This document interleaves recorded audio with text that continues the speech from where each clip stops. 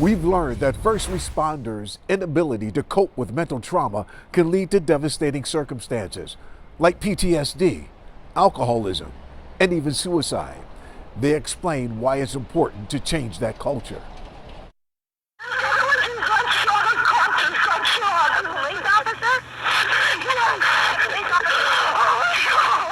April 4th, 2009, the horrific encounter in Stanton Heights. 3 Pittsburgh police officers were shot and killed when responding to a domestic call. Eric Kelly, Paul Shulo, and Stephen Maley. That frightful incident unfolded in front of paramedic John Atkinson. He was frozen and helpless. We had 3 police officers who were shot and gravely injured, and we couldn't get to them because the scene wasn't safe. It was an active shooter situation.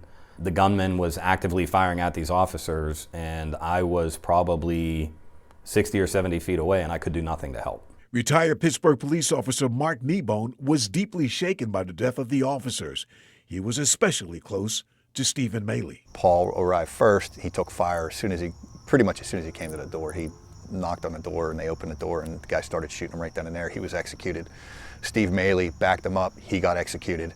And then Eric Kelly showed up because he was driving home off duty and heard the call, and he responded and got shot before he even got out of his car, and he ended up bleeding out in the middle of the street because they couldn't get to him. 2 of them, I had to look at their name tags to see who they were because they sustained significant facial trauma. That's really hard to deal with. Another traumatic event, this one in Shadyside last year.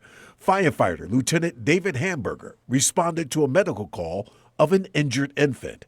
As it turns out, the child was murdered. I discovered a 6-week-old infant with severe head trauma.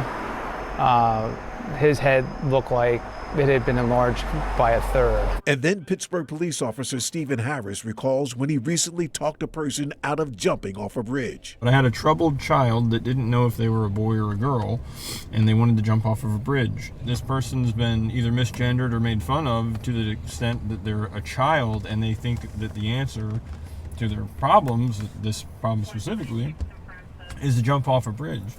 And I think you take that home with you. Atkinson, Hamburger, and Harris all found a way to get help after they were mentally and emotionally shaken. In Kneebone's case, he started his own podcast to address mental health.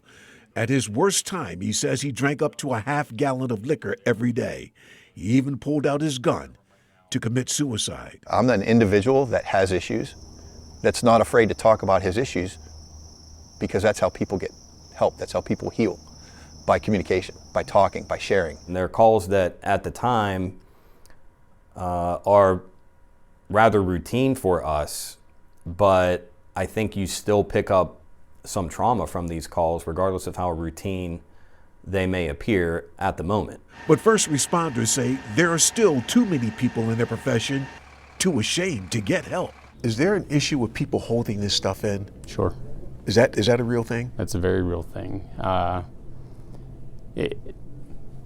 first glance, it's very hard to say that I have a problem. Maybe we feel like, we're not doing so well after a call.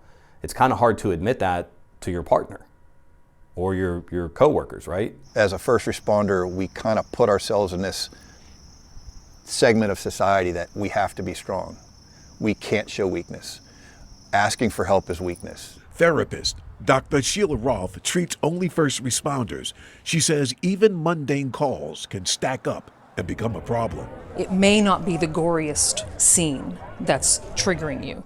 It may be the elderly person that you're called to help who has no food. If you don't deal with the mental health aspect of our career, it can come up and get you. Mental health is very important, and you don't have to keep the need for any kind of mental health services a secret. Peggy Kearney is a member of the Pittsburgh Critical Incident Stress Management Team.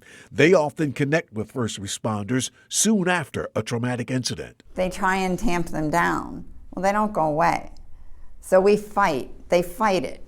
And the more you're fighting it as a human being, the more they're going to occur. But Kearney says while many still hide their emotional trauma, more and more are starting to address their mental health. I have seen an increase in calls and an increase in recognition of it's safe to go ahead and do this. It's safe to talk to someone. There are valuable resources for first responders who do need help with their mental health. It includes traditional therapy and even technology.